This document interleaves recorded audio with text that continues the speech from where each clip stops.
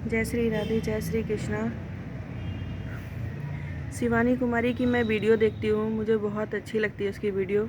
लेकिन जब ये दुखद समाचार मिला तो मैंने ये लॉन्ग वीडियो बना रही हूँ कि गोरेलाल जो उनके बहुत सपोर्ट में रहते थे, बहुत उनके हर काम में आगे से आगे रहते थे, आज उनके परिवार में दुखों का पहाड़ टूट पड़ा।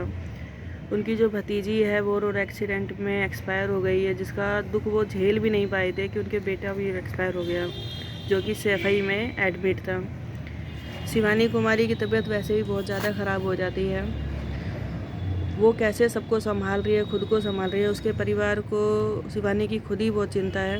उसके बावजूद भी शिवानी कुमारी सबको बहुत संभाल रही है, अपने हाथों से खाना खिला रही है, पूरा पूरा साथ दे रही है, धीरज दे रही है, गले से लगा रही है। उनकी माँ रोते रोते आज ऐसा मैंने देखा कि जैसे वो खुद एक बच्ची सी हो, और एक लड़की अपने से बड़े को इतने अच्छे से समझा रही हैं कि मैं तुम मेरे पास में रहना सब कुछ।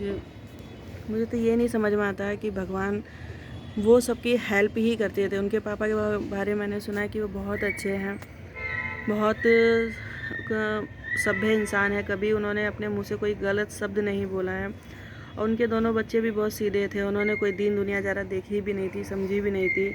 लड़की जो इतनी शादी लायक थी भी नहीं, उसकी शादी भी कर दी।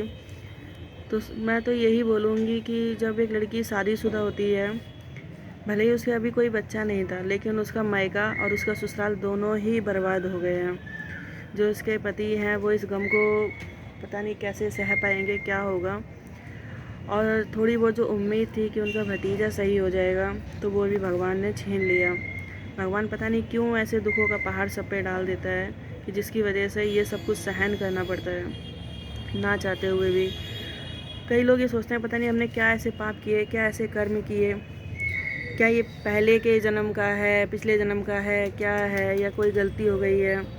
मैंने सुना है कि उनके पापा यहाँ दिल्ली में ही कोई जॉब करते थे, और जैसे तैसे अपनी बेटी की शादी की थी। शादी के टाइम मैंने वीडियो देखी थी, बहुत खुश थी वो, पूरा परिवार खुश था। लेकिन 1 साल भी नहीं हो पाया और ये दुखद समाचार मिल गया। सबसे बड़ी दिक्कत तो ये है कि सीसीटीवी कैमरे वहाँ थे या नहीं थे।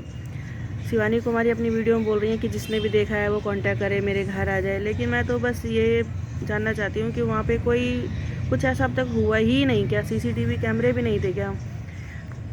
सब बोलते हैं कि तरक्की हो गई है, बदल गया है यूपी, ये है वो है, दुनिया भर की बातें करते हैं। लेकिन अब ये सब क्या है जो मैं देख रही हूँ? क्या कोई एक दुकान पे भी सीसीटीवी कैमरा नहीं था? रोड लाइट पे भी सीसीटीवी कैमरा नहीं था? कहीं किसी की शॉप पे भी नहीं था? कहीं तो लगाना चाहिए जहाँ इतना ट्रैफिक हो, कुछ हो। अब ऐसा तो है नहीं कि कोई बिल्कुल बहुत ही गरीब हो, सरकार के पास पैसा ना हो, प्रशासन के पास पैसा ना हो, या वहाँ की जो प्रशासन है, जो रोड है, और जिस तरह से सब कुछ जिसके हाथ में दे रखा है, वहाँ का कौन मंत्री है, क्या वो इतना भी नहीं देखते थे कि चाहे कुछ भी होता रहे?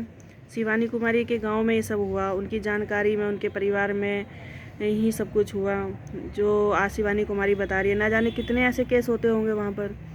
यहाँ पे अगर दिल्ली में कहीं कुछ होता है या बड़े शहरों में कुछ होता है तो कुछ तो फुटेज मिलती है, सीसीटीवी कैमरे कुछ तो होते हैं। शिवानी कुमारी पर्सनली अपने घर में सीसीटीवी कैमरा लगवा रही है, क्योंकि घर मकान ही जब कई लोगों के सही से नहीं बने हैं तो वो सीसीटीवी कैमरे क्या लगवाएंगे? तो सरकार को खुद ये सोचना चाहिए कि जब इतनी जनसंख्या वहाँ पर है, इतने छोटे छोटे कस्बे गांव सब कुछ हैं, और ऐसा नहीं है कि अब कोई फैसिलिटी नहीं है, हर तरह की फैसिलिटी है। लाइट की प्रॉब्लम बहुत ज़्यादा थी वहाँ पर पहले भी, अभी भी है, लेकिन कई लोगों ने कुछ बैटरी लगवा लिए हैं, कई लोगों ने कुछ अपना जनरेटर रख लिया है, कोई इन्वर्टर रखे बैठा है। ये अच्छी बात है। तो क्या थोड़े पैसे खर्च करके सीसीटीवी कैमरे नहीं लगवा सकते थे? या कोई एप्लीकेशन शिकायत थाने में नहीं दे सकते थे कि कोई रिक्वेस्ट भी तो कर सकते थे कि वहाँ पे इस तरह की सुविधाएं दें? कल को कोई बात हो जाए तो फिर क्या हो जाए? तो मैं तो बस यही बोलूँगी कि शिवानी कुमारी, उनके परिवार को सब संभालने की हिम्मत दें भगवान।